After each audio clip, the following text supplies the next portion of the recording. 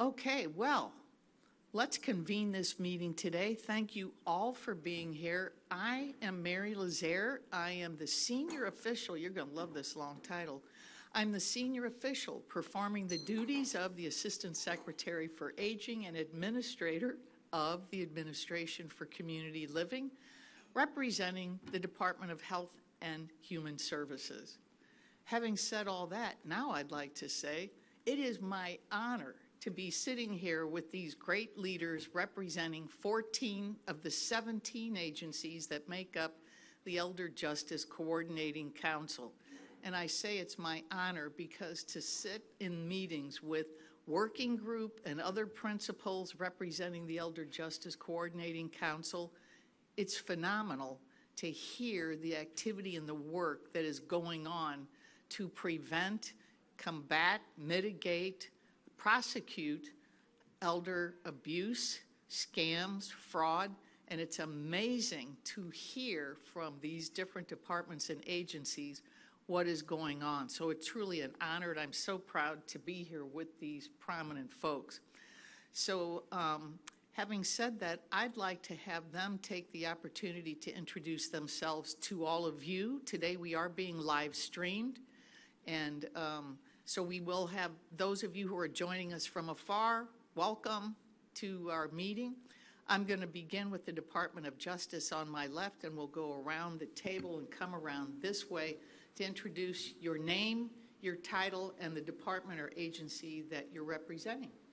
Thank you. Thank you, Mary. It's a pleasure to be here. I'm Tyson Duva. I'm the head of the Criminal Division with the Department of Justice. Luke Pettit, Assistant Secretary for Financial Institutions at the Department of Treasury.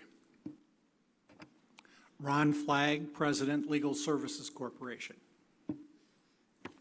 I'm John Moses with the Securities and Exchange Commission, Director of our Office of Investor Education and Assistance. Eric Shen, I'm with the United States Postal Inspection Service. I'm the inspector in charge of our Criminal Investigations Group. Good afternoon. Nick Perini, Chief Communications Officer with the Social Security Administration.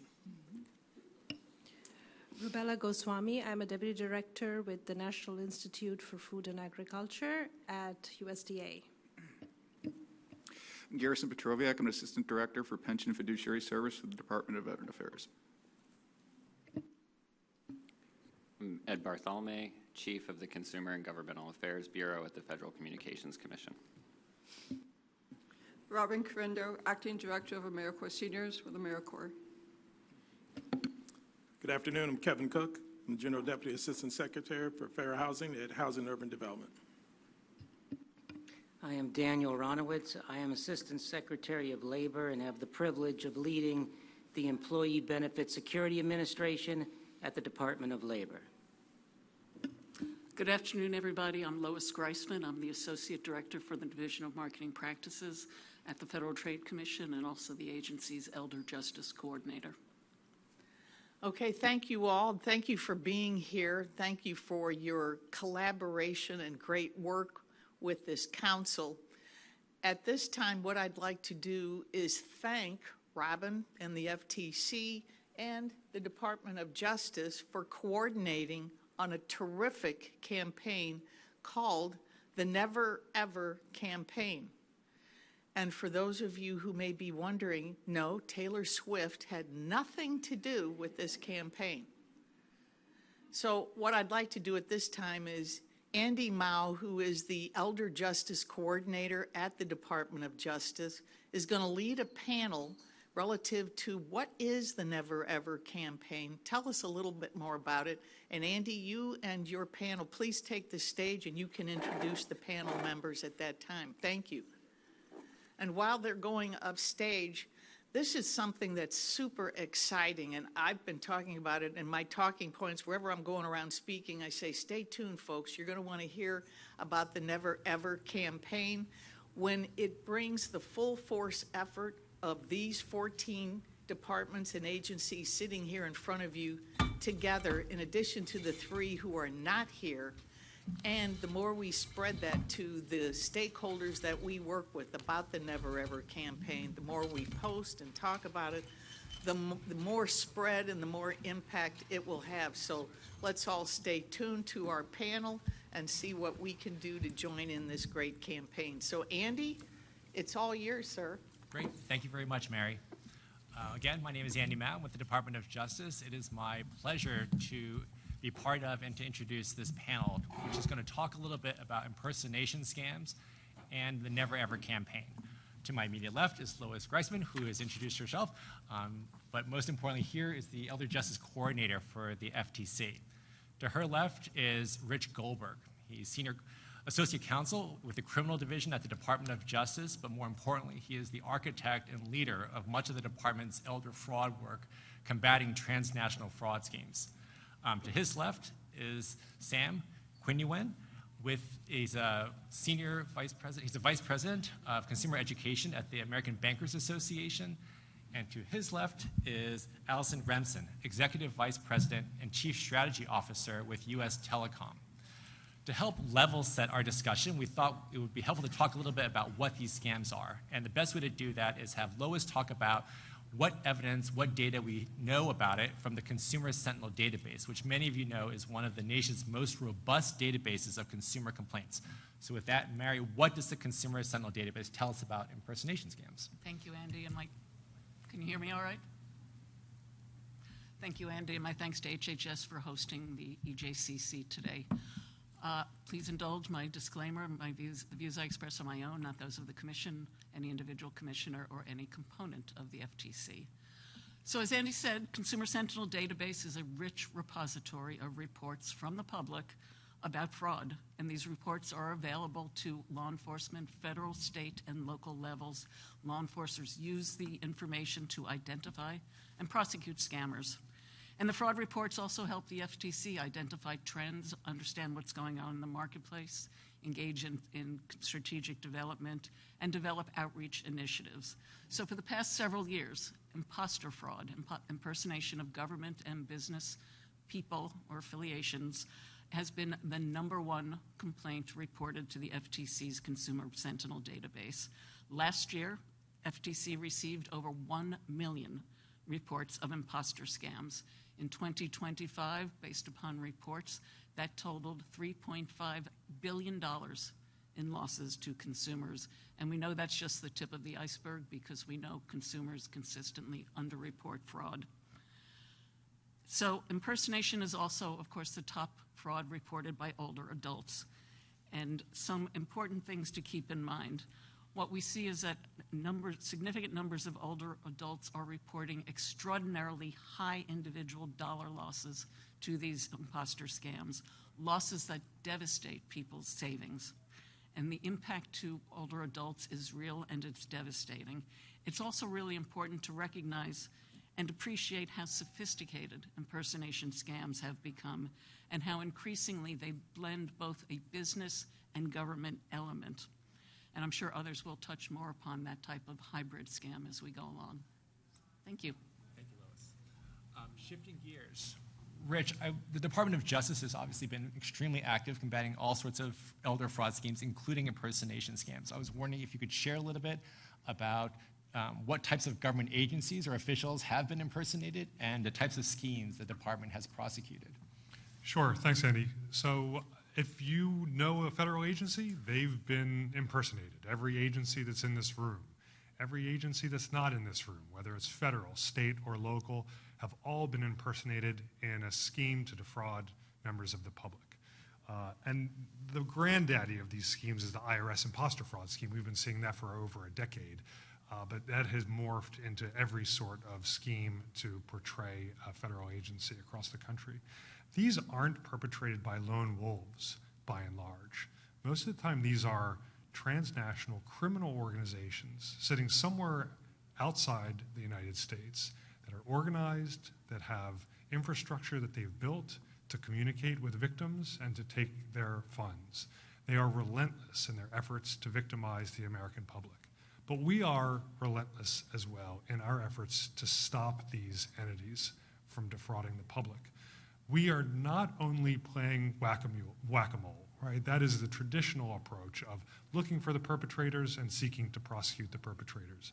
We're going a step beyond that to identify the infrastructure that's being used by these fraudsters, looking for the fraudsters that are selling lead lists. As our Assistant Attorney General will talk about it in a little bit, we prosecuted an individual who was selling lead lists to fraudsters to defraud new victims. We prosecuted an individual in Peru that was providing phone lines to government imposter fraud schemes. We are again going beyond those that are imagining how to do the fraud and executing the scheme, but also those that are providing services to multiple different operations around the world. And we'll continue to do that until we can shut down the entire system built to defraud the public. Great. Thank you, Rich. Shifting gears to our private sector friends, Sam. I know that the ABA has been extremely active, highlighting a wide array of elder fraud schemes and most recently impersonation scams. I was wondering if you could talk a little bit about the types of impersonation scams that have impacted banks and what you've seen. Sure. Thanks, Andy. So unfortunately, there are several different types of scams to be looking at. One of the more common ones that we see are just phishing scams, right? So that's where criminals essentially impersonate a bank. They send some emails that look very legit. They have all the details from the bank. They might even have the bank logo, the design, the brand, the look, the feel. It looks very realistic.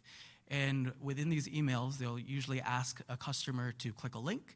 If you do, it might cause you to download some malware, and then they'll be able to monitor what's going on in your account or on your computer. Or it'll direct you to some sort of a bogus website, in which case, if you add in your credentials, your login credentials, or whatever you might be doing on that website will be monitored by the criminals, and then they'll use that information to access the financial accounts of the customer. A second, more common one that we also see is vishing, so that's with the phone system. And unfortunately, you might get a call from an individual essentially impersonating your bank saying, hey, something is going on with your account. There might be some sort of a compromise. We just want to verify some information about you. So the problem here is the phone number is spoofed. So it looks very real. It sounds very legitimate. How could someone have this phone number? But unfortunately, because of spoofing, there's that ability. And so they're having a conversation, and this imposter is going to be asking for sensitive information about social security numbers, maybe your passcode, your PIN, things of that nature. And of course, if you provide that information, there's going to open up to identity theft and also account takeover challenges as well. I would say in addition to those two main topics, we tend to see a growing number of courier scams.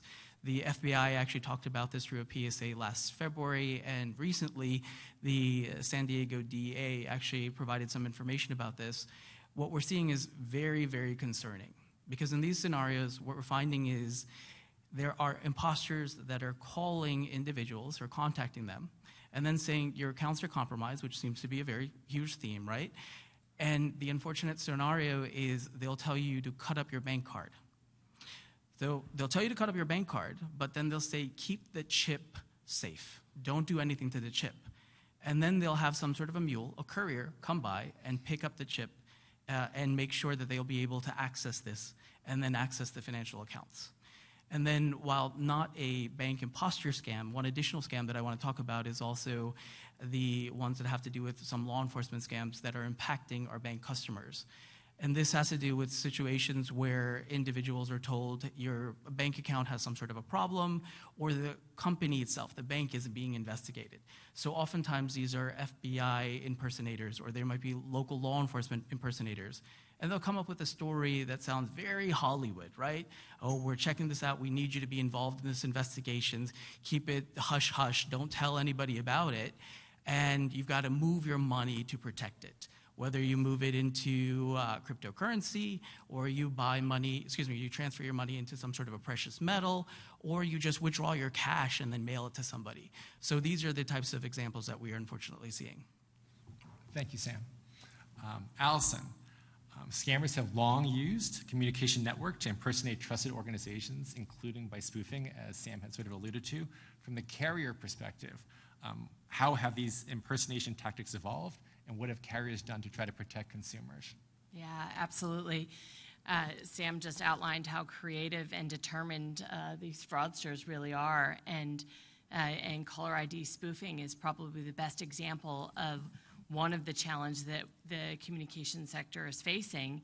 And we are really engaging on this on several fronts by deploying different technologies, including call authentication, blocking and labeling tools, and other protections to help the industry really detect and identify the suspicious traffic.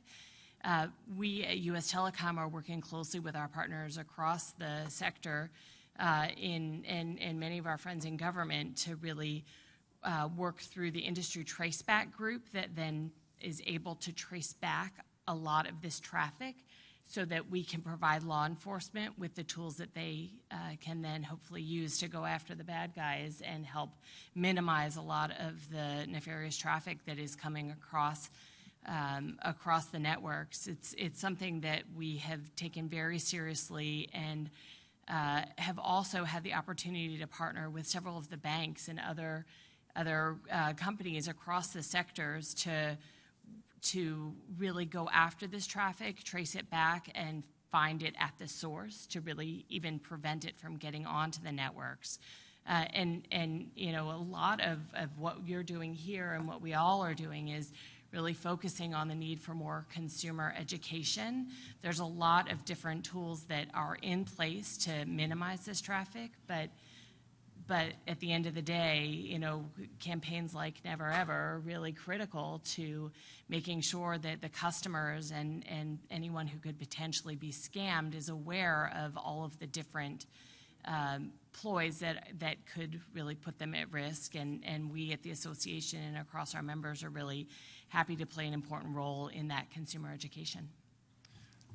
Thank you, Alison, and thank you for doing my job and pivoting to sort of talk about the Never Ever campaign. On that note, Lois, can you talk a little bit about what the campaign is and what we're trying to accomplish? I'd be more than happy to. So the campaign was put together by the FTC's incredibly talented consumer protection experts, educational experts. And it is a coordinated education campaign designed to raise awareness of government and business imposter scams. It gives consumers what we call bright lines, bright line rules on what government and business never ever will do. And the campaign also builds upon existing stakeholder relationships that the FTC and members of the EJCC and others put together from the FTC's work under the Stop Senior Scams Act. And in particular, the Never Ever campaign builds upon a lot of the research that we learned from the Stop Senior Scams Act work, highlighting how skillful and masterful scammers are at manipulating consumers' emotions to disrupt what is normal critical thinking.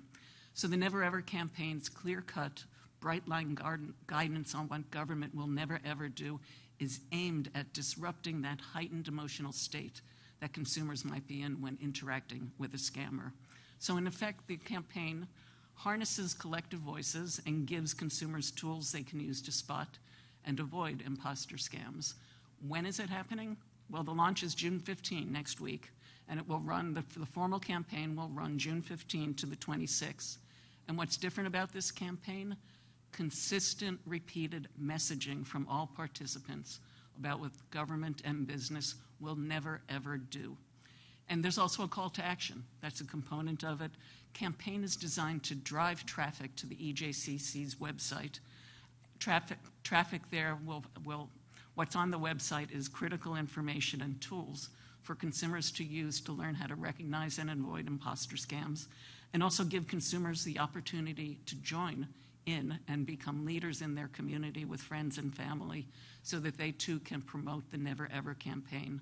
The crux of it, and you'll hear this more than once, and I think it bears repeating more than once, government or business will never ever tell you to move your money to protect it, will never ever demand that you pay using gift cards, a payment app, wire transfer, or crypto. Thank you. Thank you, Lois. To get a better sense of what types of things you can do to get involved, Sam, do you want to talk a little bit about what the ABA plans on doing in this context? Sure. So we're sharing this resource with our members. So we represent banks of all sizes all across the nation. And we've got several different banking partners to work on this, and we're sharing a lot of this information. We recently actually just had a webinar with the FTC and the CFPB where we shared information about this particular resource. We've dedicated a particular web page so that all of our bank partners would be able to access the complete use of the resources, the toolkit, all the information that's available. We're putting together several blurbs about this, and we're also sharing this with our 52 state banker association partners, 50 for the 50 states, DC, and Puerto Rico. Thank you. So again, this is an all of government, all of private sector type in campaign. We hope everyone can get involved. In conclusion, Lois has already shared one of the never ever things that the government won't do. I was wondering if the other panel members could also share one thing that the government or their organization or a business will never ever do, or ask a consumer. Sure. From the Department of Justice, the DOJ will never contact you, never ever contact you, and say that there is a warrant or a subpoena for your arrest, and that if you don't make a payment immediately, then you will be arrested. If you hear a message like that, hang up. It is a scam, and report it. Sam? Banks will never contact you out of the blue and then ask for your username, your password, your social security number out of the blue. They will also not ask you to move your money out of the bank to protect your money. Thank you. And Allison? Telecom carriers will also never ask for your passcode or security code, and also they won't call with a false sense of urgency, rushing you in to make a decision that you normally wouldn't otherwise. And at that point, you should hang up the phone and call your trusted carrier number and identify with the actual folks at the end of the line. Great, thank you. With that, I wish everyone could help thank this panel for information on impersonation scams and the Never Ever campaign.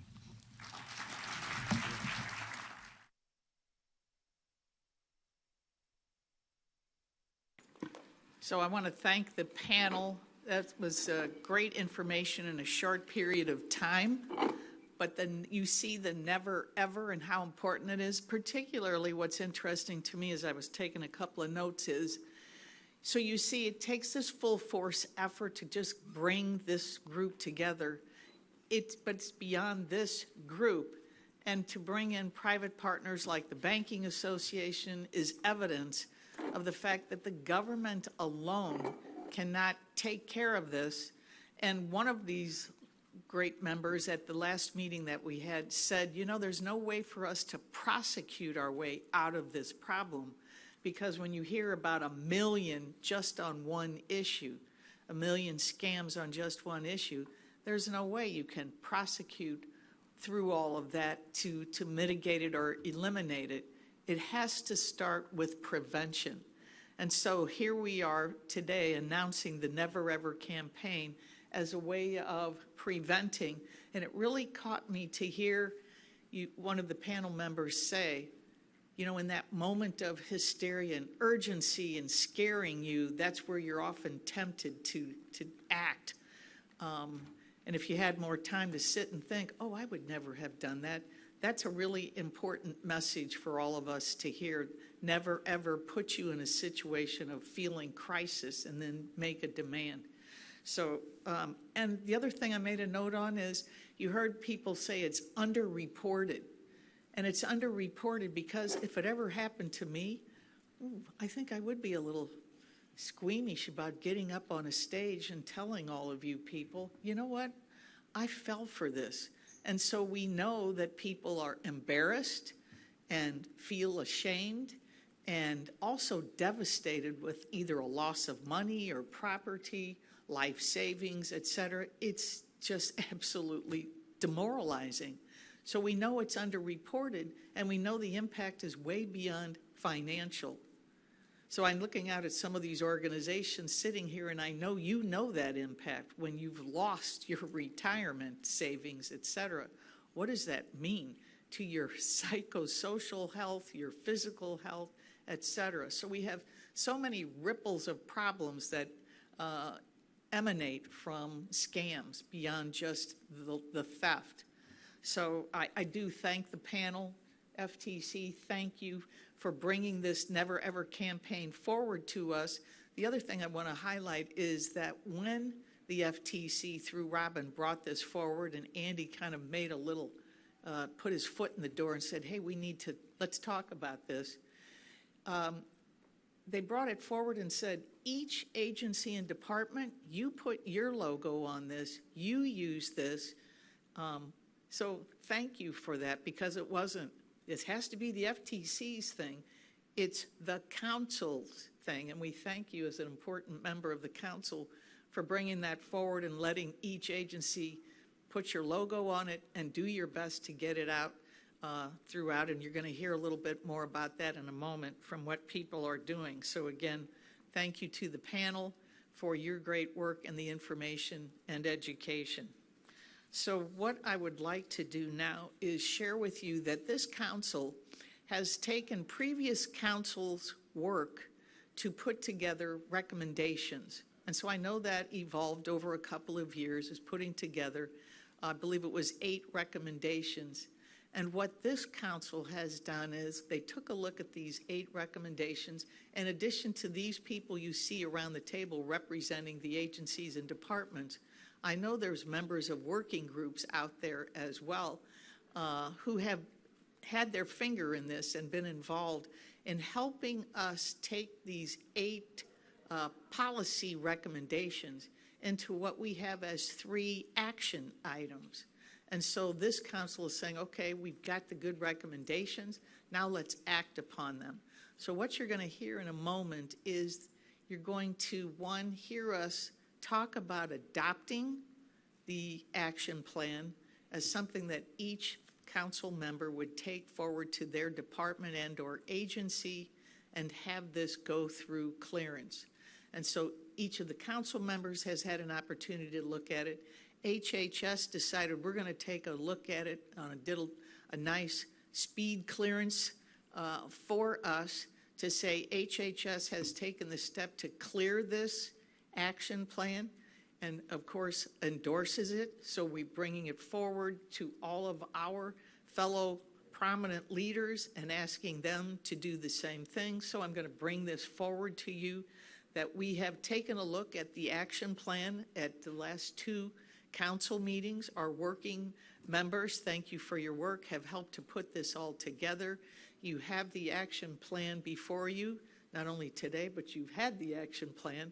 And so I'm going to ask that we take a vote now to adopt this action plan, bring it forward to each of your agencies, and have this go through clearance so that we can say it has the absolute full force effort of 17 members to actually begin seriously and working forward on our actions. I will ask first if there are any questions or comments from any of the members here today before we take a vote. Good council members, we got it done before you got here. All right. I'd like to take a show of hands for all of those who vote that we do adopt this to go through clearance. Please show your hand. All right. We have duly adopted this plan to go into, and this is a action plan. So we are dedicating ourselves to actions from each of these different agencies. And that is now the part of the meeting that we're going to go into.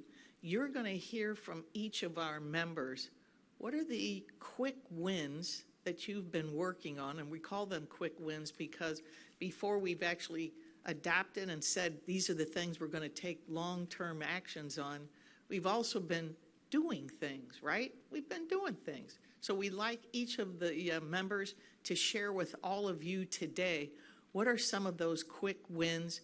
Maybe you have some plans of things you're going to bring forward that you're going to initiate. But anyway, what we'd like to hear from each of you is what are you working on? What's working? What do you need help with or collaboration? If you're asking for a call to action from others, feel free. But again, I'm honored to be here with these people because it's been so inspiring to sit through meetings and hear some of the fabulous things that are going on. And you realize, wow, I think we're important in what we're doing. And then you hear what others are doing. You think, collectively, we are doing something together. So I'm going to start right here with the Department of Justice and ask you, Tyson, if you would begin sharing some information. Sure. Thank you, Mary, and thank you, Lois, and all council members. for having the Department of Justice. I want to thank Rich Goldberg. Just a couple of words about Rich. He's really the leader in the criminal division. So I'm the Assistant Attorney General. I get the ability to oversee our criminal division for DOJ, but without lawyers like Rich, I really don't have anything to do. So I was a line attorney in the U.S. Attorney's Office community in the Middle District of Florida for 18 years and found my way up here to Washington. It's supposed to go the other direction as you get older and retire in Florida, but I'm up here for now, and I'm really thankful. So we have a fraud section, and in that section we have a group that is a market and consumer fraud division, and Rich works in that division. And I've gotten to know Rich for the time that I've been up here. I was confirmed in late December of last year, and have been here and gotten to know the work of this division, which I was well familiar as an AUSA in the Middle District of Florida. And, Rich described this work to me, going to a press event recently, as his life's work. And it really takes that type of dedication by someone. And so what we're going to do in that section is build around Rich a group of people, of lawyers, together with our federal partners that are going to investigate and prosecute these cases. And just to share a win recently, we had an individual sentenced last week. This was a Jamaican lottery scam, and what this person was doing was basically selling, as Rich said, lead lists of people's information, phone numbers, contact information, and the defendant would lead a group of people to call those people, contact those people by text, by email, and say, you won this lottery, to basically claim your winnings. You need to send $400, $500 here, $150 here, and people do it. And it's really a systemic problem. Of course, there are no lottery winnings. There's nothing on the other side of it. But this went on for many years. The restitution in the case was $5 million, and this defendant was sentenced to 10 years in prison last week. But as Mary indicated, you can't prosecute your way out of this problem. But that's a big part, of course, what the Department of Justice does. So with partnerships we have with the District of Columbia, with U.S. Attorney Jeanine Pirro, and the Scam Center Strike Force that she has built, the criminal division is a critical partner in that strike force. And what we do is we look worldwide. And how do we do that? A lot of these scam centers that are scamming our elders and American citizens are in Southeast Asia.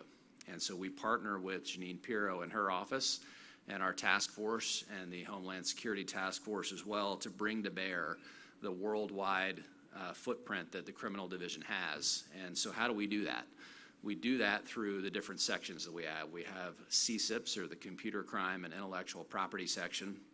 These are cyber-type prosecutors that do ransomware and, more importantly here, fraud. And it really is a borderless group that investigates and prosecutes hacking cases all throughout the world. So taking that expertise and purposing it for this type of work is something that we are doing and that we're going to continue doing. We have an international portfolio with the Office of International Affairs, and we have two groups. This is a long acronym, so I won't say the whole thing, but OPDAT and ICITAP, which trains foreign prosecutors and foreign law enforcement in this space.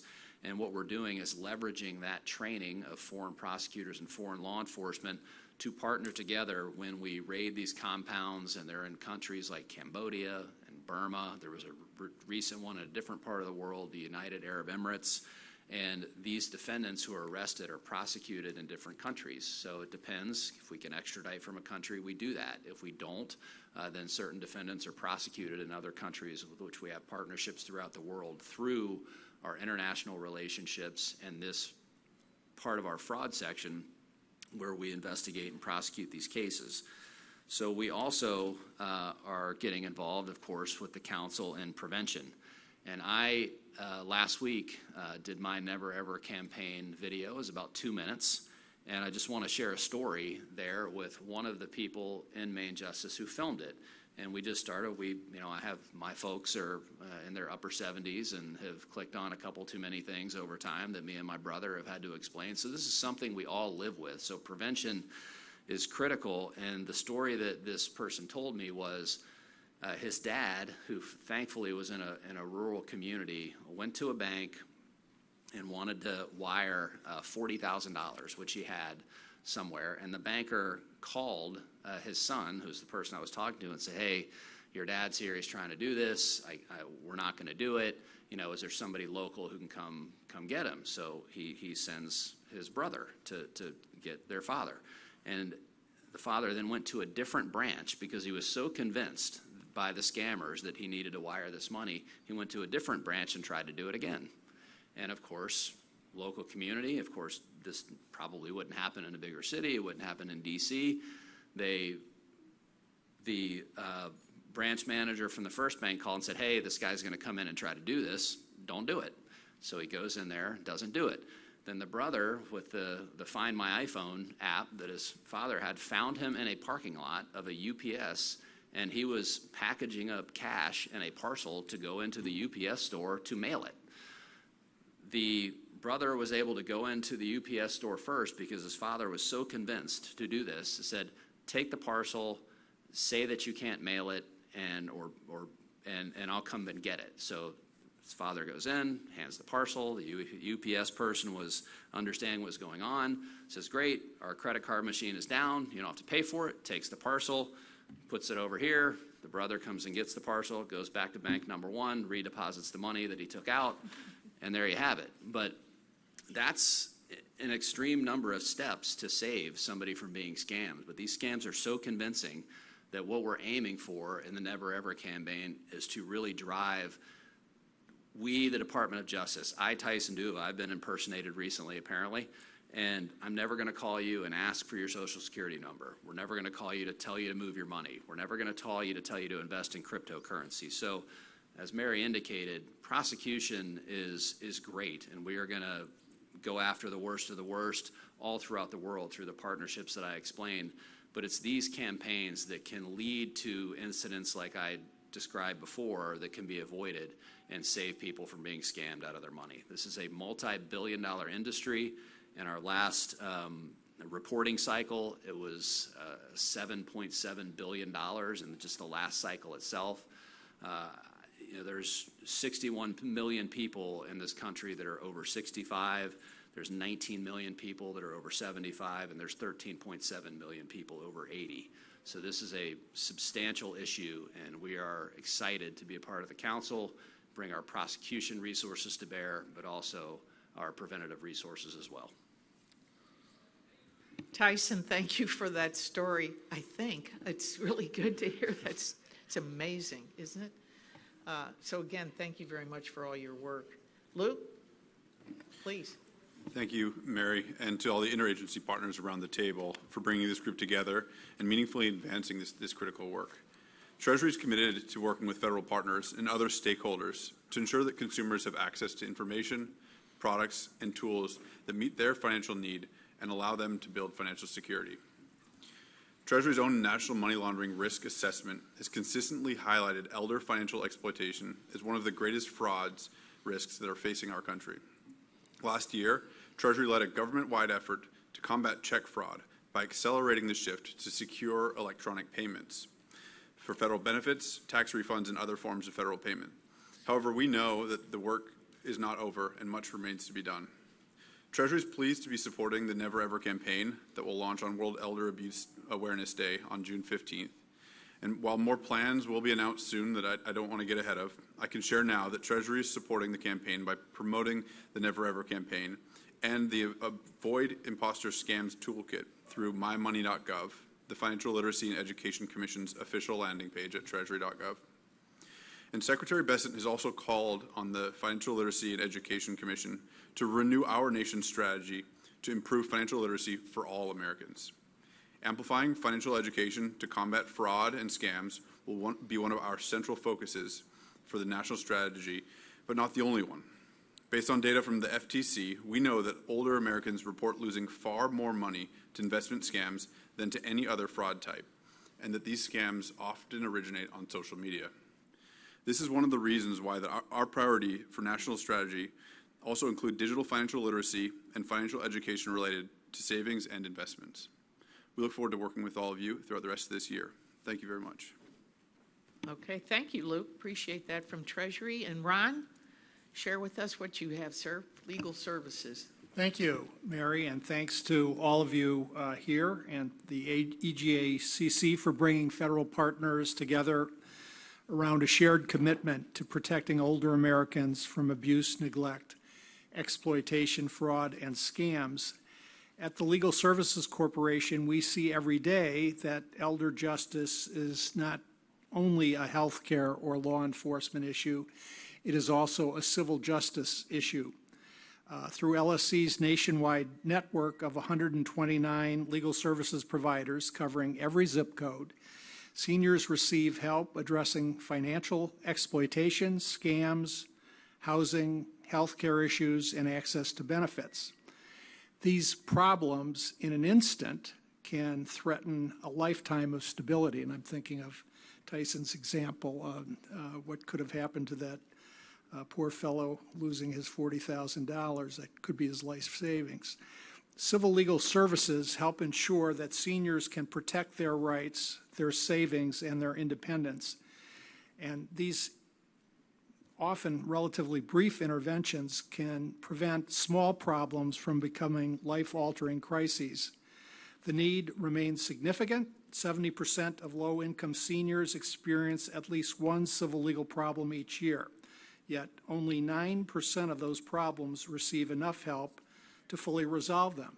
Our quick wins, if you want to call it that, are really long-standing wins provided by our grantees working one by one with individuals around the country. Last year, LSC-funded organizations served more than 300,000 Americans aged 60 and older.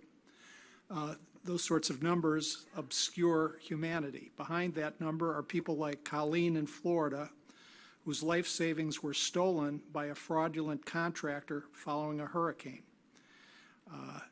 Fortunately, legal service attorneys helped Colleen recover and move forward, and there are literally hundreds and thousands of Colleens around the country. Now, despite the success for Colleen and others, and despite the tremendous need, legal service providers only have enough resources to serve half of those who qualify for assistance, making innovation and partnership critically important, including, I would note, partnership on these sort of preventative measures that we're undertaking with the Never Ever campaign. Within the legal aid realm, some of these innovations include using mobile justice squads to take services to vulnerable and homebound seniors through fully equipped mobile offices. We often think about legal aid as being an urban feature, but there are millions of people experiencing poverty in rural areas of the United States where the barriers to providing legal services are particularly acute, and these mobile offices are effective ways of meeting people where they are. Our grantees also provide education to caregivers and those who serve seniors on ways to prevent abuse, including alternatives to unnecessary guardianships. And we will be asking our grantees to spread the word on the Never Ever campaign. Later this month, our LSC team will highlight these examples and others through a webinar that is part of the HHS Elder Justice Series, and I hope you'll join us and share information about that webinar with your colleagues and partners. As the EJCC moves from planning to implementation, we look forward to supporting the action plan that we've now just approved through our national network of service providers and helping to ensure older Americans can access the legal protections they need to age with dignity and security. Thank you. Ron, thank you. When you said Mobile Justice Squad, I hadn't heard of that before. It sounds like a name for a TV show, doesn't it? The Mobile Justice Squad. We're available to try to facilitate that. We're always looking for ways. I mean, we could have a chapter each week, with the Mobile Justice Squad in one department. It's a whole season of great shows. Thank you, Mary. Thank you, John. Please. Thank you, Mary. I was happy to hear Lois describe how the Stop Senior Scams Act collaboration helped launch the Never Ever campaign and be a source for that. And we've been inspired to try to make it relevant, the Never Ever campaign relevant specifically to America's investors. Also, like Lois, I have to provide a disclaimer that the views I am sharing are my own, and while I'm here in my official capacity, they don't necessarily reflect those of the Commission or my fellow staff. So the SEC is looking forward to participating in the Never Ever campaign. We are going to be sharing the information on both the SEC channels and on SEC channels and sharing about scams specifically targeting investors, which, like Luke said, is a major threat to America's finances. So we are going to be highlighting scams that try to pretend or imposter scams that pretend to be either SEC officials or advisor or firm imposter scams. And we want people to realize that those are both a threat. We'll specifically be highlighting an alert that we have that clarifies that specific commissioners, for example, have been impersonated, and as folks have suggested, there are things that they will never ever do, and we're going to be highlighting that risk to make it clear to investors. Maybe a quick win that I'll highlight it is that we've recruited others to join us in this. So I'm pleased to share that NASA, the North American Securities Administrators Association, is going to be joining, as will FINRA, self-regulatory organization, and the Commodity Futures Trading Commission. They all plan to participate, and we've been happy to coordinate with them to share this information and this campaign with our respective audiences. We also will be sharing information on how to avoid, I think that Sam from ABA mentioned this, with specific content to avoid vishing and phishing and other scams, and how to protect yourself from stock tip and investor group chat scams. So this is a specific area that we think is, and that we see through various channels, is targeting investors, and we want to help protect them as part of this campaign.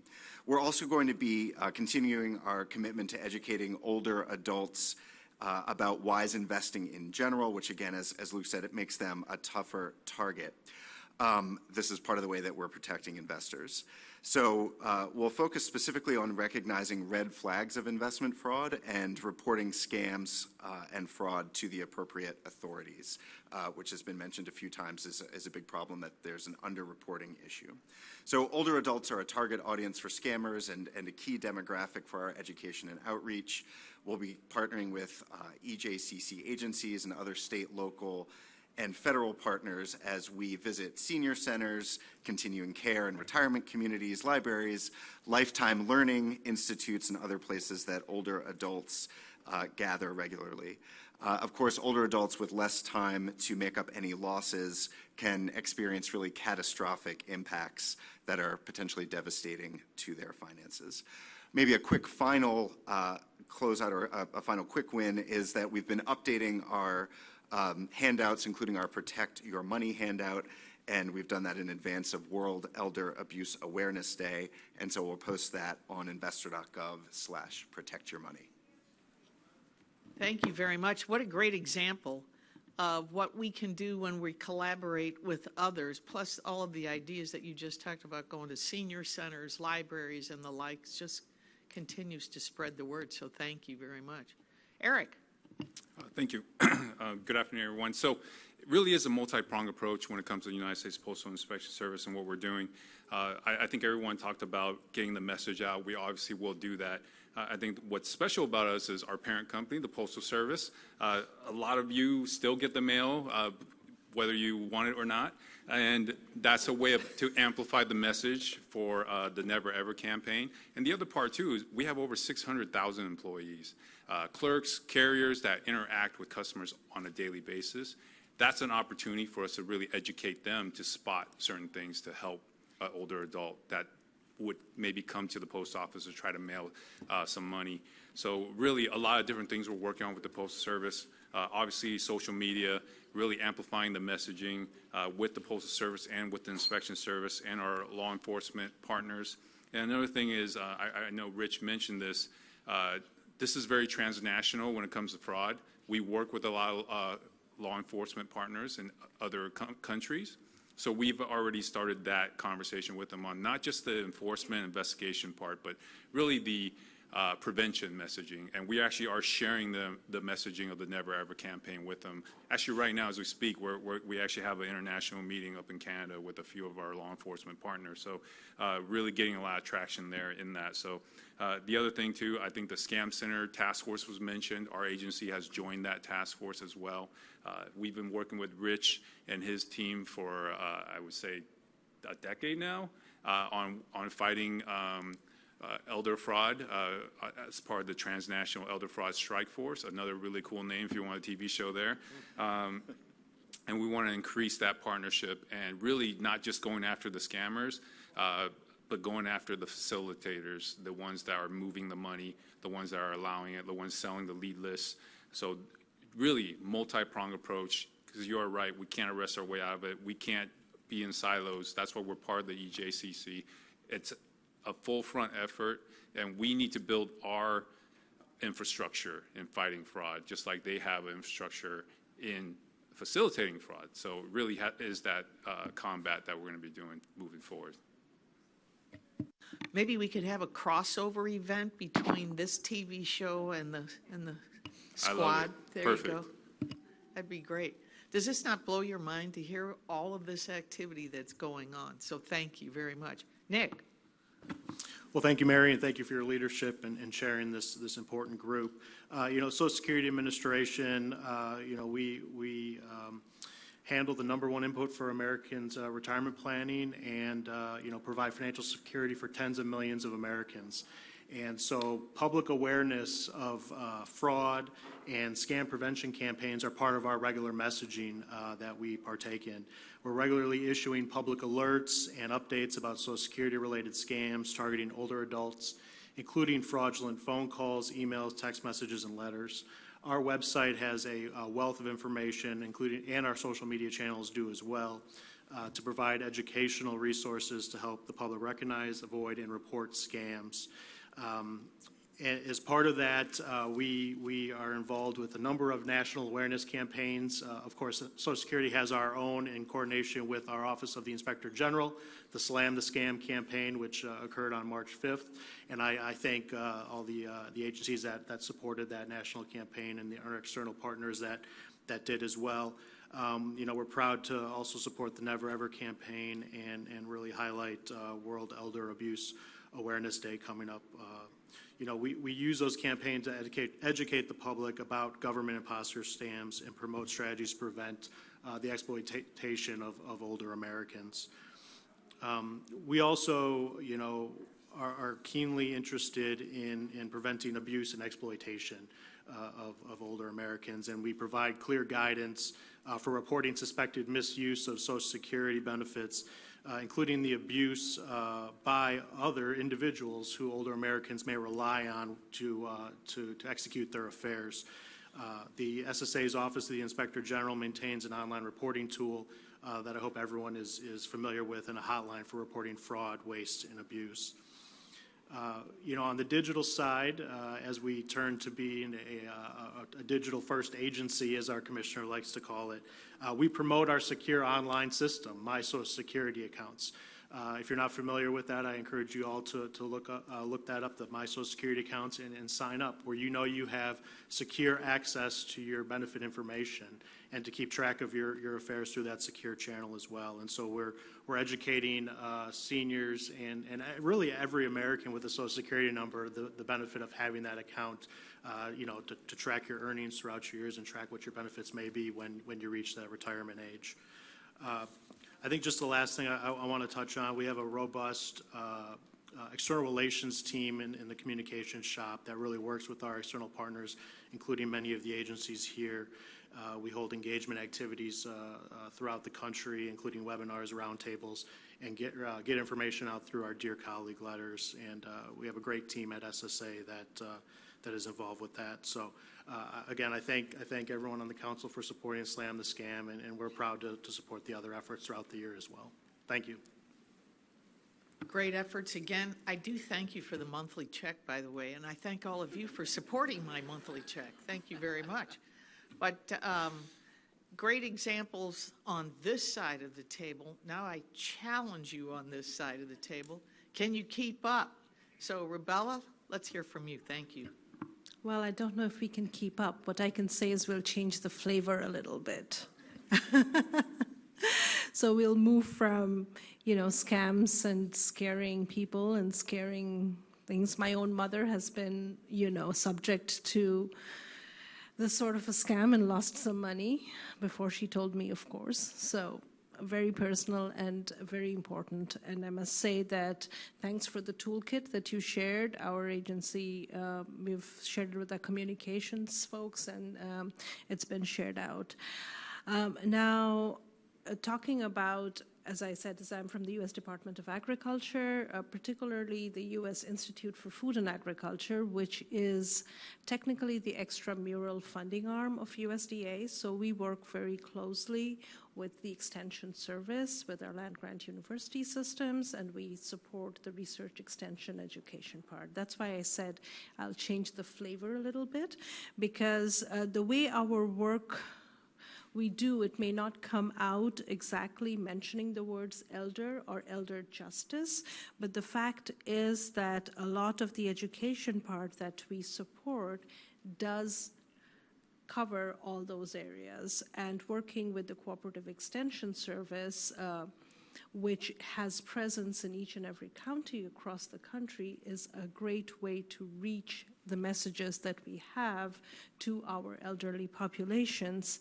Amongst the efforts, a couple of multi-state efforts that come to mind is there was a multi-state research project actually which looked at elder financial exploitation, and the data that came out from there was used or has been used by extension professionals, attorneys, victim advocate networks, and across. So very much aligned with the background information that we need to be able to do the elder justice work. In addition to that, right now, I think Washington State University has a program that's looking at rural health access, chronic disease prevention, and there are these projects come out with information that are helpful in training older adults, our extension educators, and legal professionals. So while,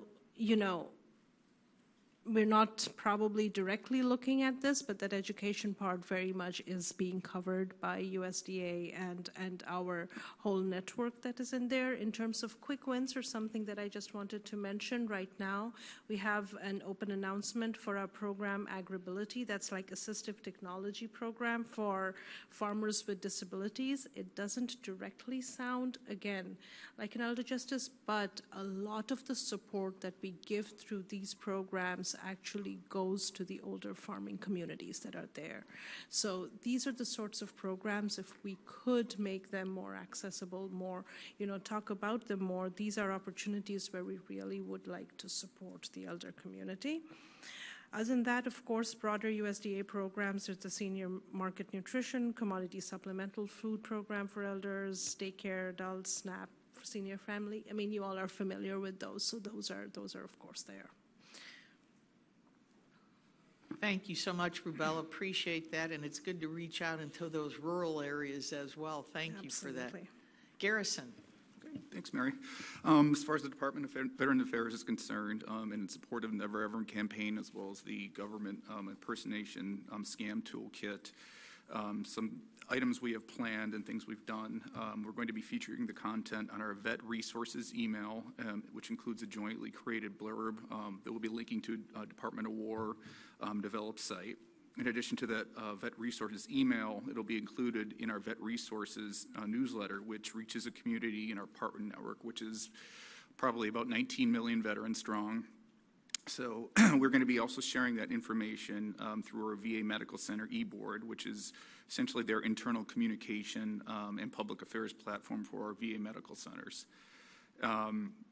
We plan on creating a new tile and sort of a landing page on vasafe.gov That connects users to the DOJ site and blog that Andy and his group have been working on, and the related resources from other federal vSafe partners.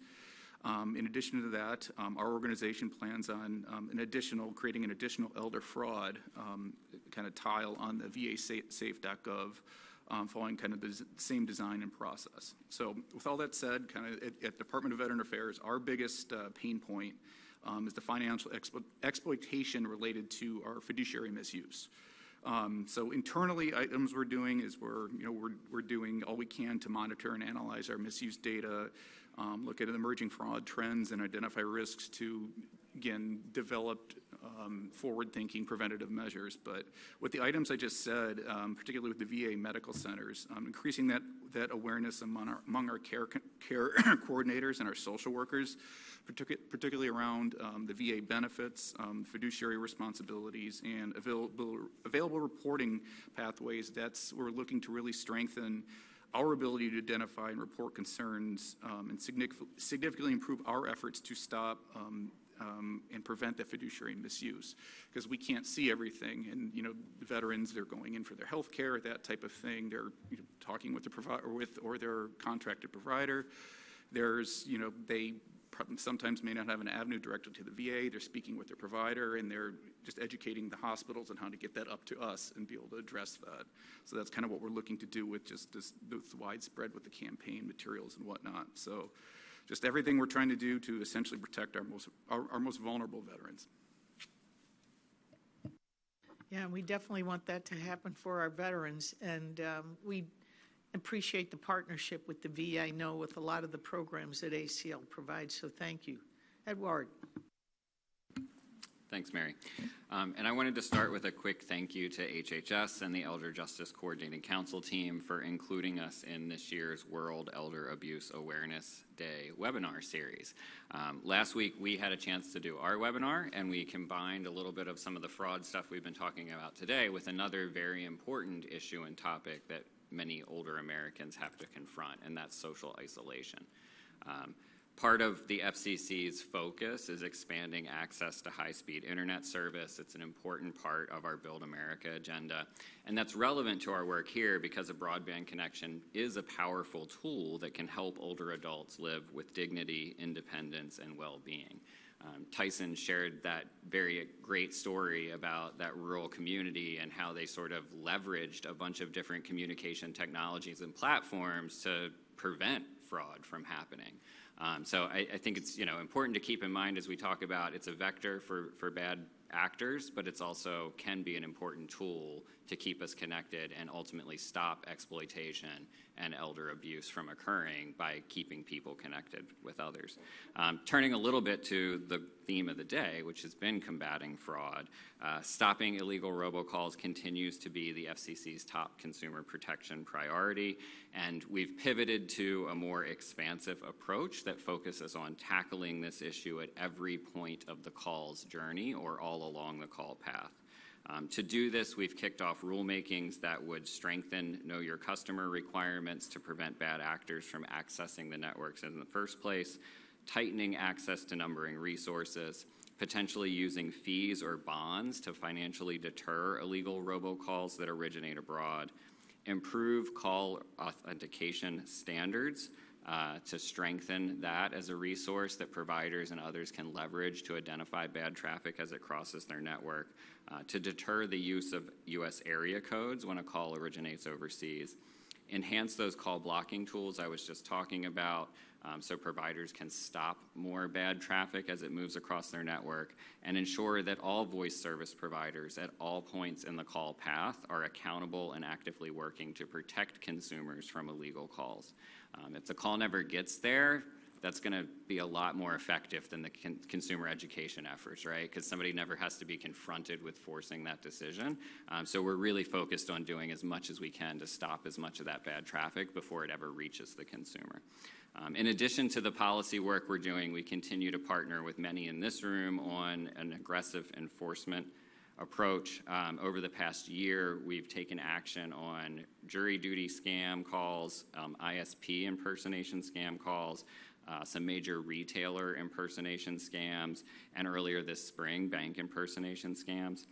We also have a tool at the FCC that we call the robocall mitigation database, and effectively providers need to register in that, and it's a way that we can leverage that information to keep bad actors off the network.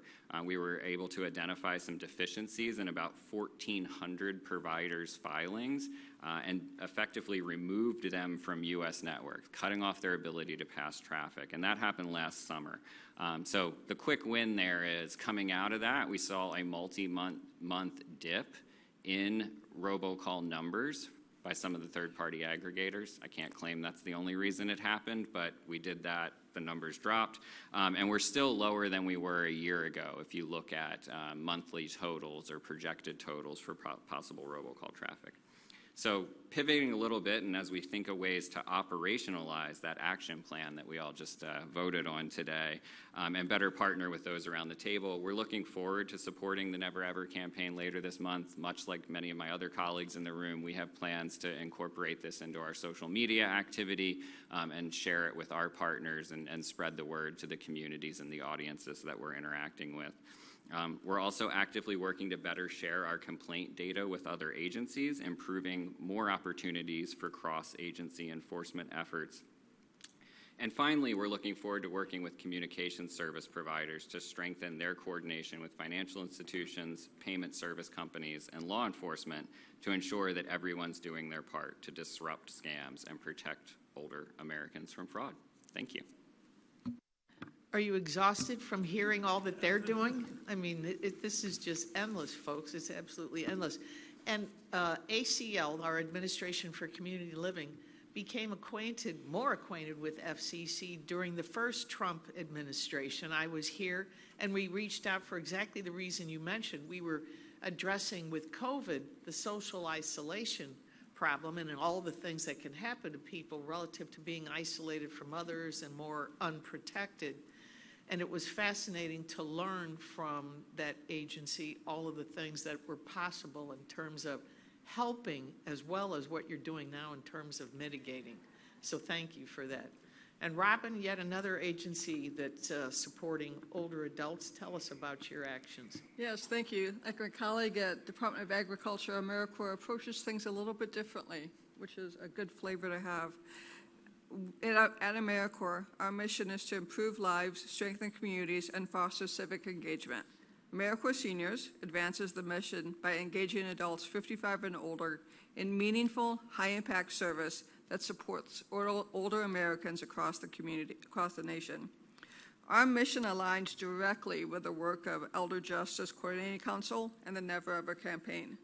This alignment is reflected in the grants that we award to communities across the country, empowering them to harness the experience and service of older Americans to address critical local needs such as fraud and abuse. AmeriCorps Seniors is in the final stages of awarding over 160 organizations our Senior Companion Program grants. These grants help organizations implement services that allow older Americans to remain in their home, avoid unnecessary long-term care, and remain independent. We know that the presence of AmeriCorps Seniors volunteers helps vulnerable older adults with a trusted person who can help protect them from fraud and abuse. We are also finalizing more than 125 awards through our RSVP program. Awardees in this category are working to prevent mitigation and fraud scams targeting older Americans using digital navigators and other strategies to reduce financial fraud, abuse, and exploitation, especially as AI and digital technologies evolve. These federal investments, paired with the local matching funds, directly support EJCC's commitment to ensuring older Americans receive the dignity and care that they so deserve. AmeriCorps Seniors looks forward to working with our fellow council members to equip our grantees with tools and resources that they can bring back to their communities. These resources will help educate our volunteers, who will in turn share them with the most vulnerable older adults in the communities. AmeriCorps Seniors is honored to be part of this council, and we applaud the federal and community-based partners who are working on these initiatives. all that you talk about is certainly near and dear to ACL's mission of keeping people in community. Thank you. Kevin. Sure. Let's keep with the theme of keeping people in community. So HUD's contribution to the Elder Justice Action Plan is grounded in our core mission, which is protecting civil rights, ensuring housing stability, and preventing intentional discrimination. Through enforcement, coordination, data sharing, and outreach, HUD plans to play a critical role in the national effort to prevent elder abuse, neglect, and exploitation. Our goal here is to, as others have said, to continue to promote the communication, using it embedded into all the places where our elder population lives. And we can do that through a variety of ways, through our grantee population, our housing counseling and other housing agencies, our public housing authorities and multifamily housing, and our continuums of care. So lots of outreach there. I'd like to share just a couple quick victories that are already in this space of making sure that we prevent elder abuse. So whether it's participating in community, visiting family, maintaining homes, we all know that part of productive and safe lives for our seniors is access to accessible housing that meets their needs. In order to do this, HUD administers a Fair Housing Accessibility First, which is a technical assistance center for design and construction requirements of the Fair Housing Act. It's focused on architects, code officials, and related fields, making sure that accessibility in housing is available. Just in this past year, we provided training to over 10,000 attendees and answered over 1,200 customer inquiries spanning all 50 states. One other example of where we protected and will continue to protect seniors in 2 cases that involved deaf elders who were looking to obtain housing in senior living facilities. And we were able, in working with them and working with our grantees, to conduct testing to ensure that those ASL interpreters would be available to those. And where they were not, we sued and won victories for those individuals. And so those are the kinds of things we do every single day to continue to protect our elders, and we'll continue to do so. We look forward to working with everyone here. Kevin, thank you very much for that. Daniel. The Department of Labor, we are the champions of the American worker. We make sure that wages are protected. We make sure that workers get home safe. And then in my division, we have the privilege of protecting and acting as the steward of the American retirement system and the American health system. The Department of Labor is proud to support the Elder Justice Coordinating Council. We have 2 quick wins that we want to discuss today. The first is our fraud enforcement, specifically with retirement plans. Just this morning, we were reviewing a case in which a woman retired from a major Fortune 500 consumer company, moved to South Africa.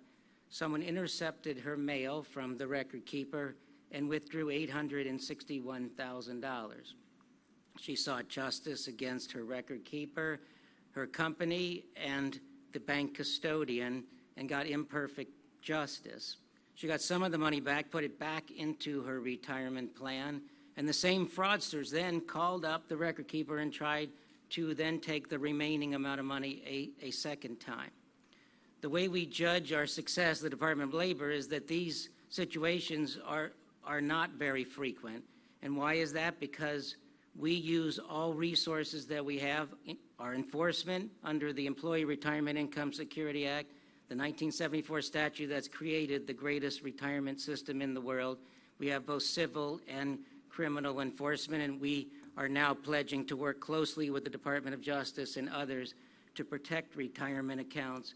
But we also use other tools that we have, including teaching plan sponsors how to protect retirement accounts with better cybersecurity practices, teaching participants how to have better participant hygiene to protect scams, and also ensuring that the record keepers are like Fort Knox to protect all of our retirement plans. I assume everyone in this room hopefully is contributing to a 401k or the Federal Thrift Savings Plan. And again, we measure ourselves that the story I just told you is very infrequent, which we judge ourselves as doing an effective job. The second is we want to improve our outreach. We have our head of outreach, Becky Marchand, here, and we are inspired by the EJCC to improve our outreach. We want to teach every member of the benefit ecosystem to prevent fraud, plan sponsors, record keepers, service providers, participants, all stakeholders in the system, and that's how we protect America's retirement system. We believe the efforts around this table matter. Elder justice challenges are too complex for any one agency to solve alone, and we want to work together, align our strengths, and have a bigger impact. The Labor Department looks forward to being an active partner in that work and helping deliver practical and common sense results for older Americans. Thanks for including us. Daniel, thank you for that. I was getting exhausted as you kept going through that. I'm like, my goodness, those are some action plans. Thank you. So, Robin, are you the one who started this? Lois. I'm looking at Robin over there, and I said Lois. But Lois, tell us, the Never Ever campaign, that's your quick win? That is one of our quick wins. Thank you, Mary. Thanks again to you, your colleagues at ACL. Have done a terrific job here, and I'm delighted to be here with my colleagues at EJCC again. So yes, quick wins, Never Ever campaign. We're very excited about it. We're excited to launch it next week, June 15th, and to work with everybody in this room at this table. And as I mentioned earlier, that campaign, with the expertise of FTC's consumer protection educational experts, it really builds upon the work we've done with other initiatives, in particular the Stop Senior Scams Act, and harnessing our collective voices and the power that we, both from the government side and the business side, can bring together to really do what we hope will be an effective and very penetrating consumer ed campaign. It's not all we've done. We've been a little busy otherwise. Other recent initiatives, always National Consumer Protection Week in March, and recently the Identity Theft Awareness Week in January, both of which the FTC organizes. Obviously, we've worked extensively with FLEC over the years and are very happy to continue to do so. I want to mention, when we think about general outreach, I always have to bring up our Pass It On campaign, which is the FTC's signature campaign educational tool for older adults. It is a fraud prevention campaign that really, we think, has played a critical role in arming consumers with information and resources that enable them to go out into the community, friends, families, everybody, to really be the resource that people turn to. The person who knows and can say, yes, this is a scam, don't do it. Complementing all of our outreach always is law enforcement. We continue to focus on scams that impact older adults, defrauding them of their hard-earned money. These involve cases that span the gamut. There have been lots of mentions from my colleagues here. Cases both involving imposters and technical support scams.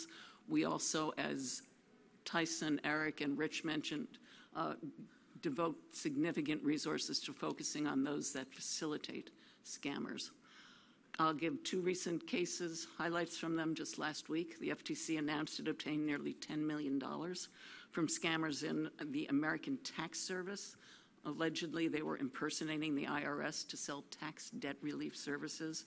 Defendants targeted older adults selling fictitious add-on services, often for tens of thousands of dollars. Also, as I mentioned, we've gone after companies that assist and facilitate fraudsters. These include entities that are payment processors that actually help. They facilitate the payment of money from consumers to the scammers. A recent example, an entity called Paddle. FTC recently sued that payment processor for providing financial services to offshore scammers, impersonating well-known companies such as McAfee, Microsoft, and harming older adults by selling bogus tech support services. So in connection with promoting Never Ever, you've heard a lot about what we're doing. Outreach on social media, there'll be a press release, consumer blog, and of course the toolkit that we've created for all partners to use and leverage. And again, we're very excited about the Never Ever campaign and look forward to working with each and every one of you. Thank you. All right. Thank you. Lois, correct. Thank you, Lois. We appreciate that campaign. Want to thank the Department of Justice, Andy, for bringing to us a shovel-ready product that we could call collectively a quick win, and to bring this on. So from all you've heard today, you've heard how we should be able to reach millions of people with this message. And as well, when we think about all of the stakeholders that each of these departments and agencies bring, I think alone through HHS, you've certainly been hearing Dr. Oz and others speaking out on fraud, not only identifying it, but certainly trying to warn beneficiaries of Medicare scams and the like. When we have this full force effort, we know we're going to make some impact. And so I think the other thing is that a campaign goes on for a while, but the message needs to continue. So hopefully I certainly have gained a lot today and taken notes on what we've learned, and I appreciate that. I thought I'd take the opportunity to share one thing from HHS as well. So from ACL, our agency, the Administration for Community Living, we're going to improve how we are measuring and putting out a goal of increasing the awareness, more people being aware of what's happening. And just one little example is something like, well, we have certainly a lot of Meals on Wheels programs where we're providing intervention, nutrition interventions, is even the placemats in congregate sites and with meal delivery, is you can put information about the Never Ever campaign and the like into those kinds of activities. So that's just a small piece of the many things that are happening here at HHS. We have some time remaining, and with that, it's kind of a question that came up as I was listening to everyone. It's AI. So AI has a tremendous impact on scamming, on scams and what can happen. And I thought we could just take a minute to talk about from each of you. It's not a prepared question, so it's just kind of off the cuff. How has AI either changed the trajectory, the number of scams, or the capability of scammers to actually follow through? I think you alluded a little bit to that, but anyone want to offer how AI has impacted scams? Eric. Yeah, thank you, Mary. I think from what we're seeing, it's at scale. So they have more reach, and it's a little more authentic, so it's harder to tell the difference, especially in these imposter scams. So it's definitely a challenge when we're trying to combat AI, but I always say you fight fire with fire. So you have to, as a federal agency, start looking at different tools to be able to identify and prevent it, to stop it before it reaches the consumers. Right, that's a good point in terms of now we need new tools to help the mitigation. Anyone else? AI. Tyson. Yes, and we see this through, other ways this has proliferated throughout, the world, and the use of AI. Of course, the good guys have it, but the bad guys have it. So you have to develop your law enforcement fight according to what you can do with it as well. And really it is recognition and prevention and taking down any domains that use it. So one of the operations that we have endeavored to take on through, again, I've mentioned CSIPs before, is that you, through partnerships with foreign law enforcement, you seize domains that use AI throughout the world. And whether those individuals are prosecuted in the United States or European countries or wherever, we are constantly in partnership with our counterparts in those other countries to disrupt. Again, we want the message to not get to the end user through the AI text or the email generated chat or social media or whatever. And we really have made great strides in seizing domains throughout the world that engage in that. And that's one of the ways that we are disrupting in the Department of Justice. Lois. Thank you. So a couple of things, as Eric pointed out, for scammers, this is great. Cheaper ways to scam people, more efficient ways to scam people. The reach is easier. And instead of doing a scam, your grandson has been in a car accident, needs help, needs money, they can have the voice of your grandson I mean, my office cloned my voice early on, and it was darn good, and that technology has only gotten better. So good for the scammers. Also, we've seen variations on themes of traditional scams. Your get-rich-quick scam will now have an AI tool that has the secret sauce that will make sure your business opportunity launches and generates enormous revenue. Our AI tool now will tell you how to predict on the stock market, and you'll make a fortune there. So your traditional business opportunity is now incorporating AI into its scammy, fraudulent sales pitch. On the bright side, AI tools for consumers. I mean, just as we saw in the robocall world, we saw enormous technological innovations to prevent the call from even hitting your device. I think we're going to see that as well on the AI side. Early on, the FTC hosted what we call a challenge under the America Competes Act. Industry, entrepreneurs develop devices that can identify whether a voice is cloned. That kind of technology is out there. AI will drive that kind of technology so that it can, again, either prevent the call from hitting your device or tell you, that's not really your grandson. That is a cloned voice. I'm learning something every day from this group. Ed? And just to piggyback off of where Lois started here, I think it's also really important to keep in mind when we think about AI and the potential for tools, the accessibility implications and the way that this can benefit older Americans that are staying connected with their families. So artificial voice might be the way that somebody who has a speech disability is able to communicate, making sure that things like the captioning services that most of us can turn on our smartphones are still able to empower older adults to follow, who've lost hearing, to follow along as part of a conversation. Also, just excited about the potential tools that might come from this on the good side of the scoreboard, not just the ones on the bad side.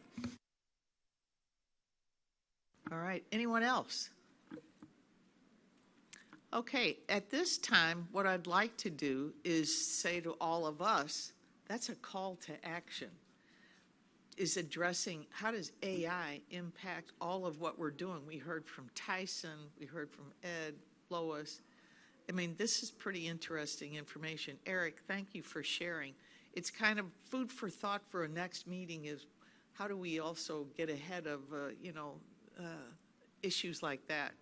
So both good and bad. How do we use it to the best of our ability and how do we mitigate the problems that come with it? So before we conclude, what I want to share with all of you is that we were asked by some groups if they could share a message with all of us, with the council, regarding our action plan and as well this call to action on the Never Ever campaign.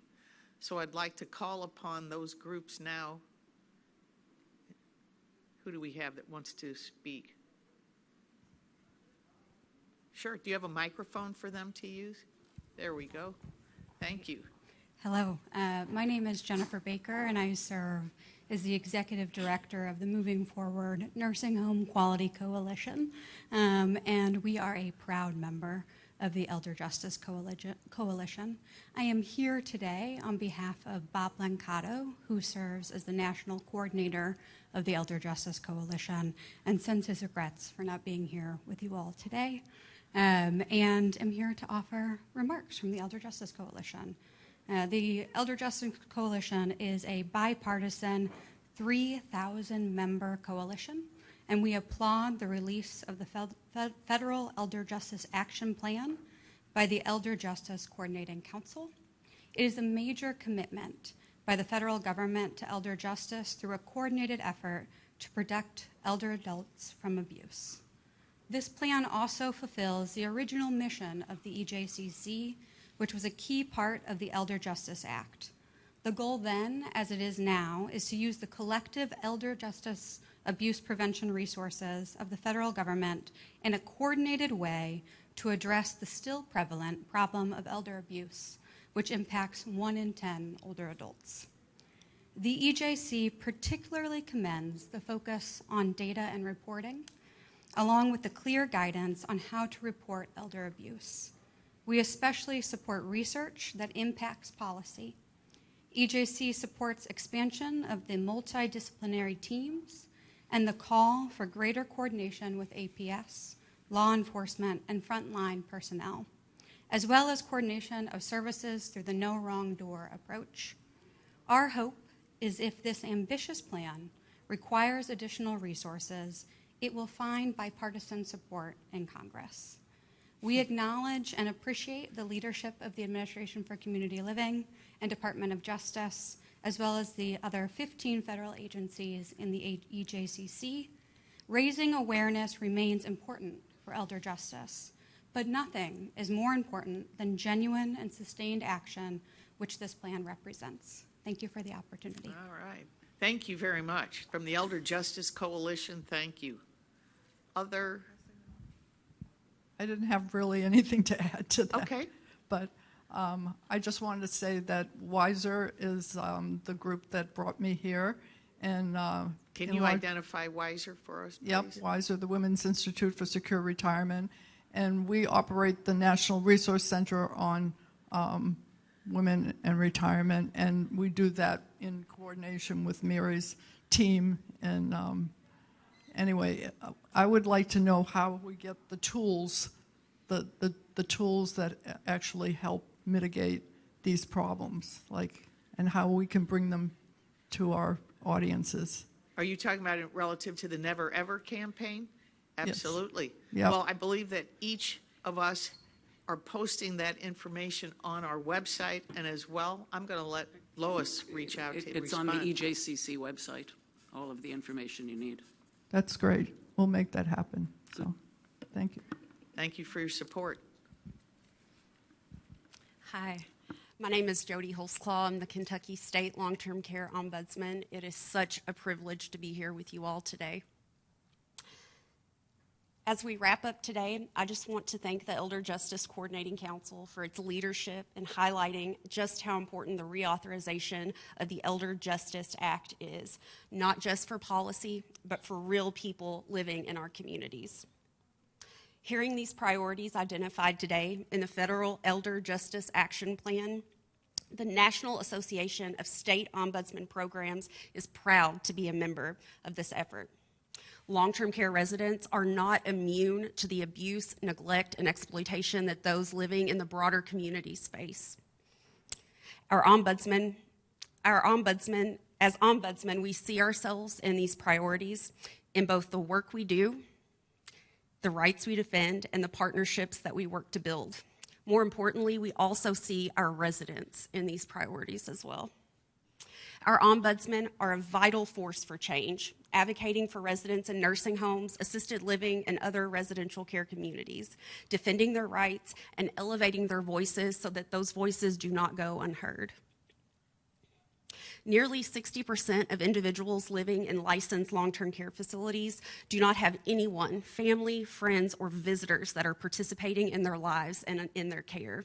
And for those 60%, the ombudsman might be the only individual that are there to help them and to address the concerns that they have.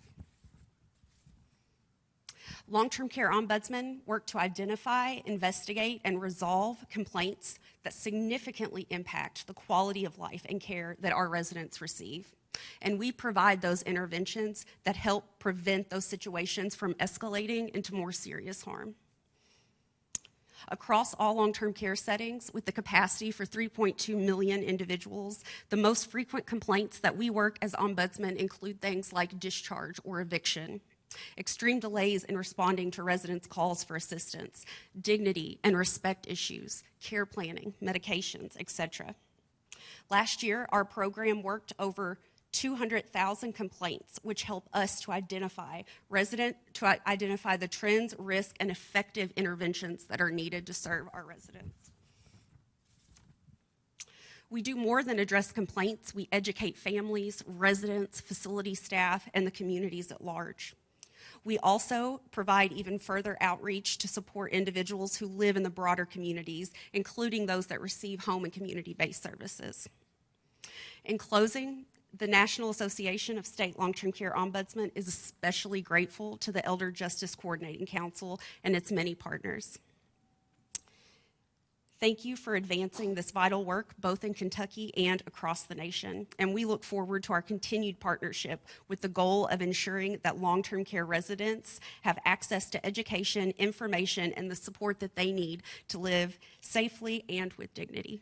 Thank you so much. I have a question for you before you Yes. leave. I know that we've talked a lot about scams today, not so much relative to abuse and things like that that may Yes. be issues and what some of the things that you described, but educate us relative to scams. Is there a prevalence of scams and fraud with residents in facilities? Yes, and their families as well. Like I said, the residents that live in the long-term care communities are no different than those that live in the broader community. So as ombudsman, we do see that our residents fall victim to things like scams. We recently in Kentucky had someone that was going around to long-term care facilities trying to get them to switch their power of attorney. And, you know, that's something that we were having to provide education and information to our residents about. But we are so grateful for both the toolkits as well as the resources that came from this council so that we can make sure that our residents are positively impacted by those resources. Well, we appreciate your work and feel free to share with us, you know, certainly through inroads that you have to share with us issues that impact people in those facilities. Absolutely. Thank you so much. Thank you. Is there anyone? Oh, we do have someone else. Here we go. I don't know if there's anyone else, but thanks. As everyone said, thank you so much for inviting us. I'm Kendra Keene, and I serve as the policy advisor to the National Adult Protective Services Association.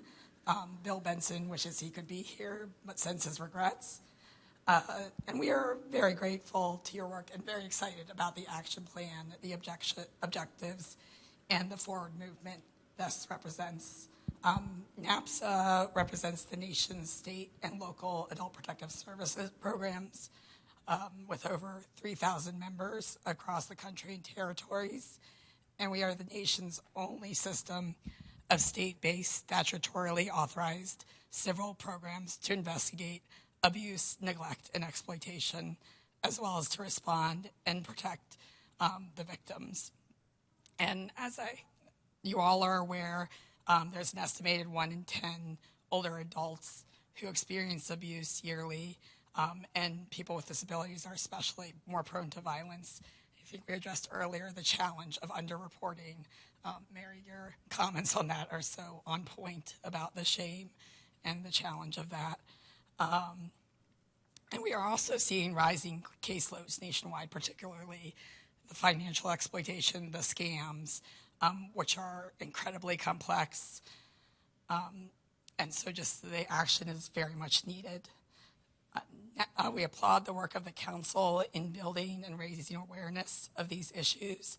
And as we've seen today, a multidisciplinary, multifaceted approach is essential, whether it's at the federal level or at the local level. And we've seen, just in the past few years, important strides in addressing the recommendations, and we look forward to more to come. We especially like to thank ACL for its ongoing support for the federal funding to APS since 2021, which has been critical to states, to innovation grants, and to supporting tribal APS. And we echo the Elder Justice Coalition's call for bipartisan support. We think that the quickly approaching implementation deadline for the regulations really illustrates how much the funding is needed to bring greater consistency to the field.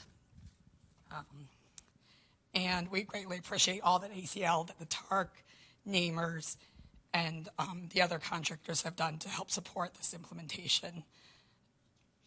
But we are calling for, as the Elder Justice Coalition noted, more is needed from Congress to fund these. We are hearing from states that the regulations, guidelines are great, but there's increasing caseloads with budget challenges and not enough funding to meet those. We calling for an increase to $100 million in annual appropriations, which is just a drop compared to the original Elder Justice Act draft. We also really encourage all of you to have greater contact with the field. to seek their input. We're always available, and insights, whether it's, outreach programs, regulations, guidelines. It's really, I think, the field who are important to weigh in to say this is a realistic proposition, that this doesn't, has inadvertent impacts that don't meet your goals. And that timely communication, that timely answer to requests for guidance is just so important. So again, thank you for the opportunity to speak to you. We strongly support this multidisciplinary approach, and we look forward to what comes with AI. I think we'll be looking into the tools you mentioned, Louis. That is certainly a worry of a lot of APS, is how AI is going to affect fraud and scams and exploitation. Thank you very much. And you mentioned the tribal issues. Is there anyone here who's addressing in some particular ways tribal outreach that we could note here? I know BIA, the Bureau of Indian Affairs, has previously participated, and that's actually why Bill Benson isn't able to be here. Through the International Association for Indigenous Aging's ACL grant, the Native American Elder Justice Initiative, we're doing our first ever training partnering with BIA up in North Dakota right now. So we're really excited to see where that goes. Great. Thank you very much. Appreciate that. Yes, ma'am. At HUD, we have a whole office that's focused on Native American programs, so it's called the ONAP office. It's a pretty large office that is headed by an assistant secretary. So if there's support needed there's a whole office that's dedicated to that. Thank you, Kevin. Are there any other comments or questions from the audience today for the council? Not hearing any. We thank those who were presenting comments. I'd like to take this final opportunity to thank these tremendous people sitting around this table. You get a sense of the tentacles that are reaching out to try and address this issue of scams. Certainly elder justice, we have much to cover beyond scams, but because of the rise in scamming and all that goes with it, and the ease, as Lois mentioned, with AI, it's certainly something that we've put a high priority on. So again, thank you to the audience. Those of you who are online live streaming, thank you for joining in. And again, to all of you, thank you for all this tremendous work in your outreach. And we really look forward to the leadership you've provided, Lois, in bringing together this campaign of never, ever will the government. So look forward to the launch on Monday, all of us participating. And thank you all for helping us to address this tremendous issue. Have a great rest of your day, folks. Bye-bye. Thanks. Produced by the U.S. Department of Health and Human Services.